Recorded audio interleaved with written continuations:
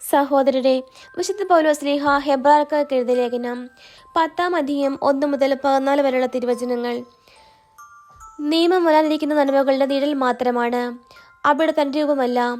അതിനാൽ ആണ്ടുതോറും ഒരേ ബലി തന്നെ അർപ്പിക്കപ്പെടുന്നെങ്കിലും അവയിൽ സംബന്ധിക്കുന്നതിനെ പൂർണ്ണരാക്കാൻ അവയ്ക്ക് ഒരിക്കലും കഴിയുന്നില്ല.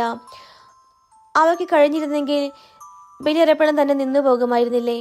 ആരാധകർ ഒരിക്കൽ ശുദ്ധീകരിക്കപ്പെട്ടിരുന്നെങ്കിൽ പിന്നെ പാവത്തെക്കുറിച്ച് യാതൊരു അവബോധവും അവർക്കുണ്ടാകുമായിരുന്നില്ല. എന്നാൽ ഈ ബലികൾ മൂലം അവർ ആണ്ടുതോറും തങ്ങളുടെ പാപങ്ങൾ ഓർക്കുന്നു. കാരണം കാളകളുടെയും കോലാടുകളുടെയും രക്തത്തിന് പാപങ്ങൾ നീക്കിക്കളയാൻ സാധിക്കുകയില്ല. ഇതിനാൽ അവൻ ലോകത്തിലേക്ക് പ്രവേശിച്ചപ്പോൾ ഇങ്ങനെ അരുളി ചെയ്തു: ബലികളും കാഴ്ചകളും അവിടുന്ന് ആഗ്രഹിച്ചില്ല, എന്നാൽ അവിടുന്ന് എനിക്കൊരു ശരീരം സജ്ജമാക്കിയിരിക്കുന്നു. ദഹനബലികളിലും പാപപരിഹാര ബലികളിലും അവിടുന്ന് സംപ്രീതനായില്ല. അപ്പോൾ പുസ്തകത്തിന്റെ ആരംഭത്തിൽ എന്നെക്കുറിച്ച് എഴുതിയിരിക്കുന്നത് പോലെ ഞാൻ പറഞ്ഞു: ദൈവമേ, അവിടുത്തെ ഇഷ്ടം നിറവേറ്റാൻ ഇതാ ഞാൻ വന്നിരിക്കുന്നു.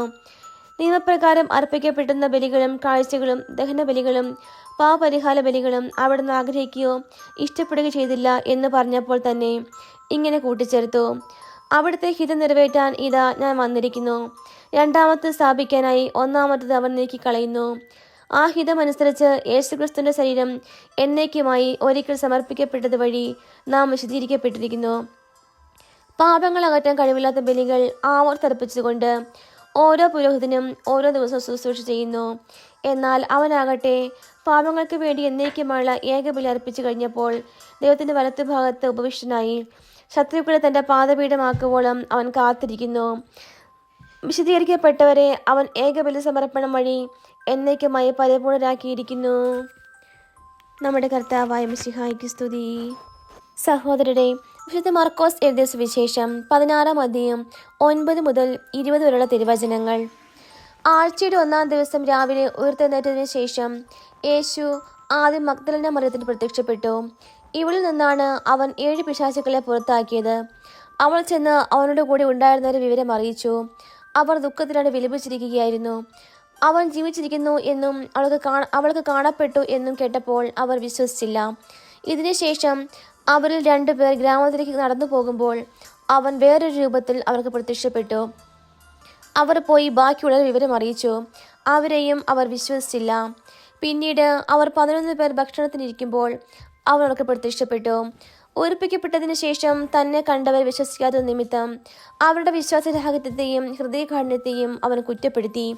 അവൻ അവരോട് പറഞ്ഞു: നിങ്ങൾ ലോകമെങ്ങും പോയി എല്ലാ സൃഷ്ടികളോടും സുവിശേഷം പ്രസംഗിക്കുവിൻ. വിശ്വസിച്ച് സ്നാനം സ്വീകരിക്കുന്നവൻ രക്ഷിക്കപ്പെടും, വിശ്വസിക്കാത്തവൻ ശിക്ഷിക്കപ്പെടും. വിശ്വസിക്കുന്നവരുടെ കൂടെ ഈ അടയാളങ്ങൾ ഉണ്ടായിരിക്കും: അവർ എൻ്റെ നാമത്തിൽ പിശാചുക്കളെ ബഹിഷ്കരിക്കും, പുതിയ ഭാഷകൾ സംസാരിക്കും, അവർ സർപ്പങ്ങളെ കയ്യിലെടുക്കും, മാരകമായ എന്തു കുടിച്ചാലും അത് അവരെ ഉപദ്രവിക്കുകയില്ല. അവർ രോഗികളുടെ മേൽ കൈകൾ വയ്ക്കും, അവർ സുഖം പ്രാപിക്കുകയും ചെയ്യും. കർത്താവായ യേശു അവരോട് സംസാരിച്ചതിന് ശേഷം സ്വർഗത്തേക്ക് സംവഹിക്കപ്പെട്ടു. അവൻ ദൈവത്തിന്റെ വലത്തുഭാഗത്ത് ഉപവിഷ്ടനായി. അവർ എല്ലായിടത്തും പോയി പ്രസംഗിച്ചു. കർത്താവ് അവരുടെ കൂടെ പ്രവർത്തിക്കുകയും അടയാളങ്ങൾ കൊണ്ട് വചനം സ്ഥിരീകരിക്കുകയും ചെയ്തിരുന്നു.